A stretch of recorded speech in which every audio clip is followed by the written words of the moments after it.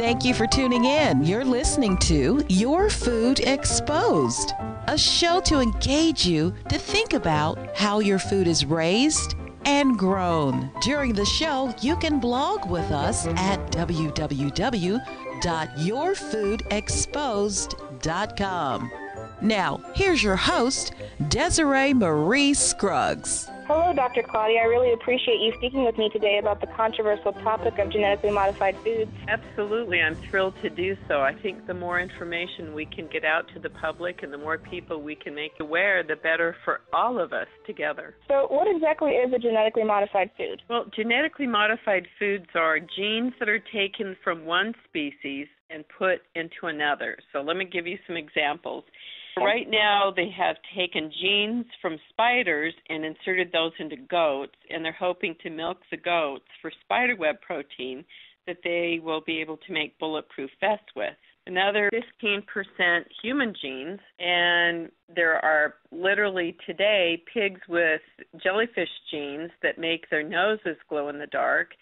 And there's pigs with cowhides, there's corn with human genes that produce a spermicide, and there's, right now as we're speaking, rice growing in Kansas to produce pharmaceuticals for children. So you name it, they're doing it today. So how do these compare to organic homegrown products? Well, homegrown is just what it says. Homegrown, if you get non-hybrid, non-GMO seeds, you're going to have a pure crop of either heirloom seeds or just the non-hybrid, what they call open pollinated. So you can take the seeds when they flower and actually take those seeds and replant them the next year. What Monsanto wants to do is genetically modify the seeds so they don't self-produce, and it's turned out to be really quite dangerous as we're now, beginning to discover. Yeah. So there's about 90% of all the packaged foods that sit on the shelf are all genetically modified. And that's including fast food restaurants, too. Yeah, fast food is a horror story. If you want to eat there all the time, you're absolutely sure to get full of genetically modified foods. Are the big businesses hurting these organic farmers? Well, sure. What they're trying to do, and there's websites on the Internet showing the conglomerates, the big, huge conglomerates that are purchasing all of the other bigger organic farms. And why are they doing that? Because they know there's big money in it. People are becoming educated. They're looking to purchase organic foods. They want to be able to buy things that they don't have to worry that it will affect them or generations to come. Is the public unaware of these genetically modified foods? Most people are. A good example, last week my husband and I went to eat at P.F. Chang's, and I said, is your soy, I was going to order a dish called Buddhist Feast, and I said, is your soy non-GMO? She goes, what's GMO?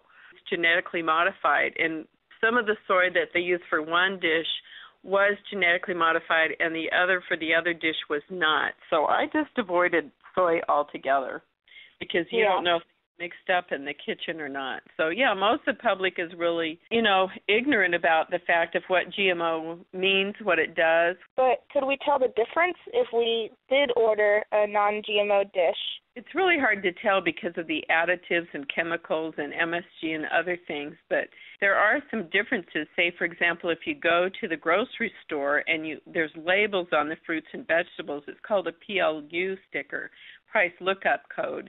It's what it stands for, and there's 4 digits that begin with 3 or 4, and those are just conventional. There's 5 digits that begin with 8. If it begins with 8, it's always genetically modified. 5 digits that begin with 9, 9 is always the organic. So it's important to learn to look for that when you go shopping for fruits and vegetables at the store.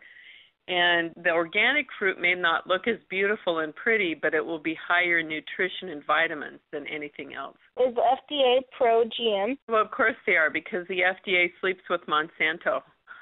It's all corrupt. A good example, Mike Taylor came over, I believe it was 1992, came over to the FDA, and they made a special position for him. He was able to pass the fact that genetically modified foods are safe. And there were scientific studies, but they ignored them.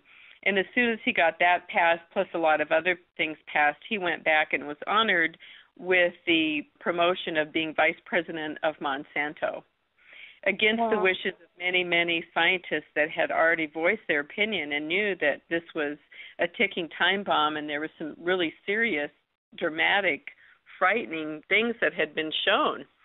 One example is a scientist called Arpad Pudsaitai, and he reported genetically modified food can cause actually serious health problems in rats. And he thought he was going to be this, he was a very famous scientist, and he thought he would be rewarded. But after 2 calls, this was in the UK, after 2 calls to the Prime Minister's office, he was not only fired, but he was gagged and mercilessly attacked in the media. Wow. Yeah, same with Ignacio Chapela down in Mexico. He said that genetically modified corn has actually ended up traveling all the way down to Mexico and has destroyed the purebred of corn that they've had for thousands of years. Well, they threatened him, and they said they knew where his grandchildren lived, and they condemned him, and he had to face a firestorm of distortion and denial, and it really left him struggling to save his own career because of the truth. Trying to prevent us from, first of all, knowing and learning about genetically modified food, but then actually letting the truth come out. Is Monsanto the same thing as genetically modified big businesses? Do they work together, or are they making the genetically modified products? Well, there's a whole host of big agribusinesses. Monsanto is just one of them.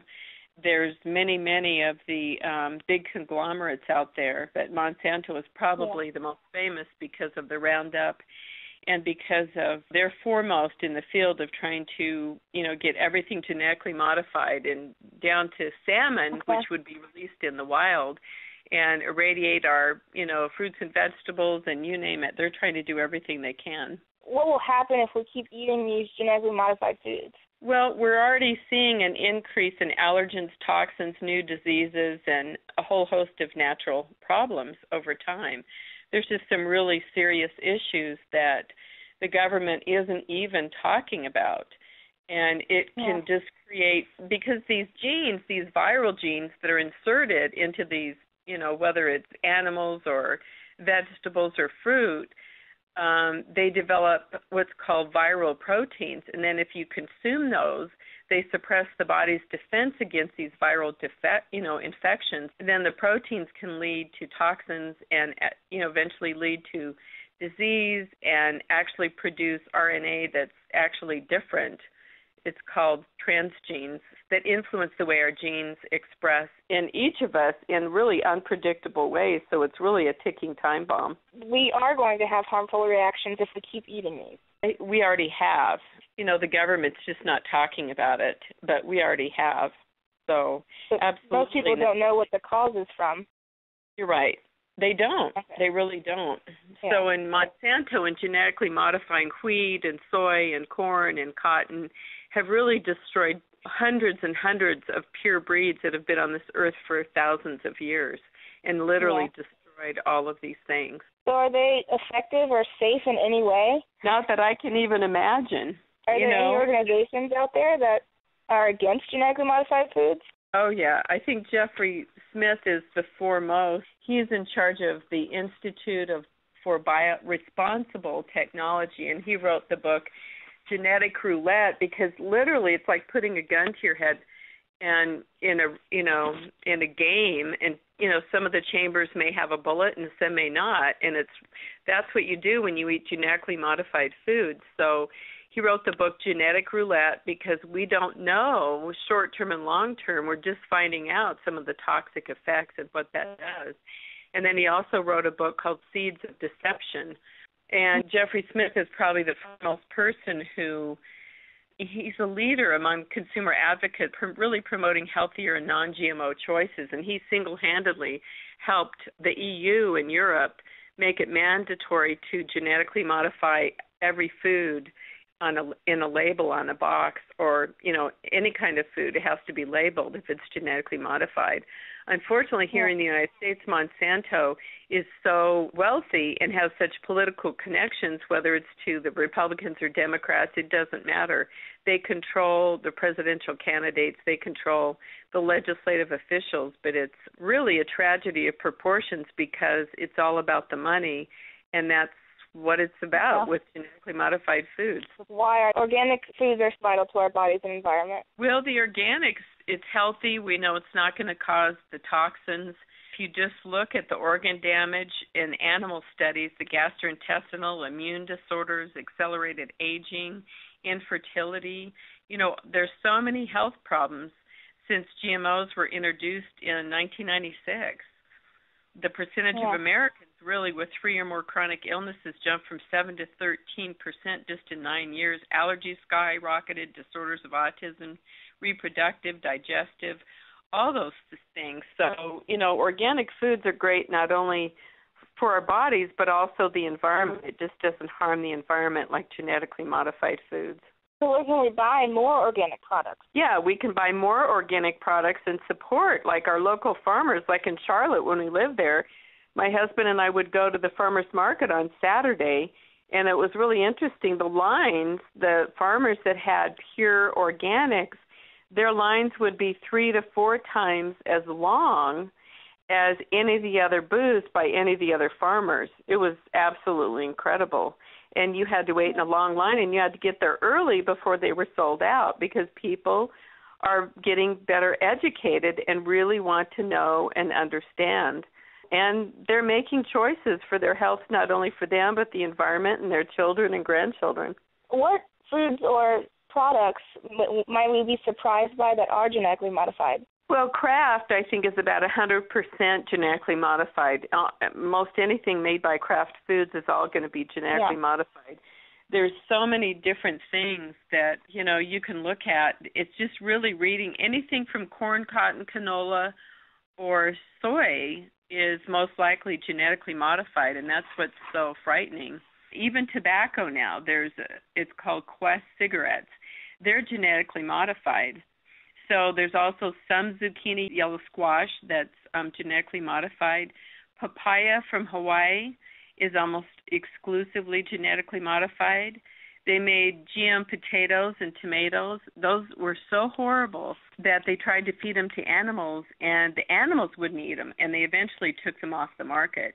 Any milk, if it doesn't say, bovine growth free, RBGH is, recombinant bovine growth hormone, that's a whole nother story in itself, but that's in our meat and our dairy, because they would give this bovine growth hormone injected into the cows, and then not only does it produce toxic milk, but then it also produces toxic meat as well.